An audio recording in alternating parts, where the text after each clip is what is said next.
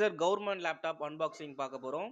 So பாக்ஸில் வந்து front பேஜில் வந்து தமிழ்நாடு கவர்மெண்ட் போட்டு சேம் ஃபோட்டோ போட்டிருக்காங்க. 2025 to 2026ன்னு கொடுத்துருக்காங்க.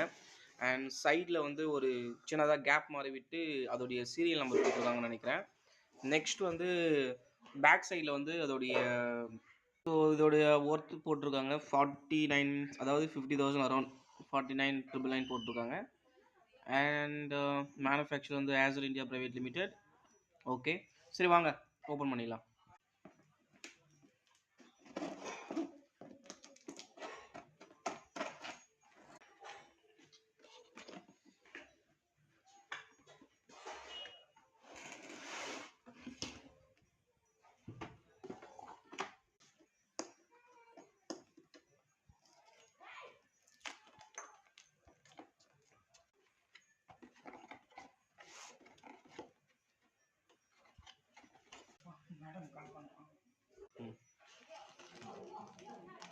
யூசர் மேனுவல் கொடுத்துருக்காங்க. அண்ட் சைடில் வந்து சார்ஜர் இருக்குது.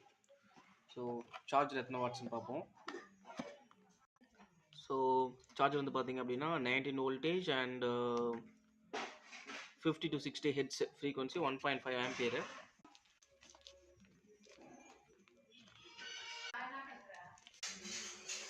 அண்ட் பின்னாடி வந்து கவர்மெண்ட் லோகோ கொடுத்துருக்காங்க ஏசர். ஸோ இந்த ஏசர் நம்ம வந்து அப்படியே இருக்கலாம். இதை வந்து நம்ம ஈஸியாக எரேஸ் பண்ணிடலாம், நிறைய வீடியோவில் பார்த்துருப்பீங்க. அண்ட் இது வந்து ஒரு நார்மல் ஸ்டிக்கர் தான். அண்ட் ஓப்பன் பண்ணி ஆன் பண்ணி பார்ப்போம்.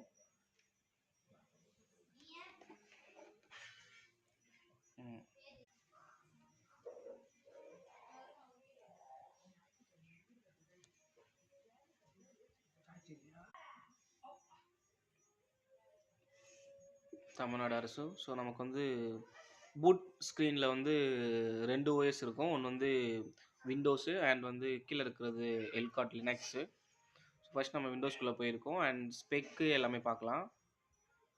இது எல்லாமே நம்ம கஸ்டமைஸ் பண்ணிக்கலாம் அப்புறமா ஃபியூச்சரில். அவ்வளோதான்.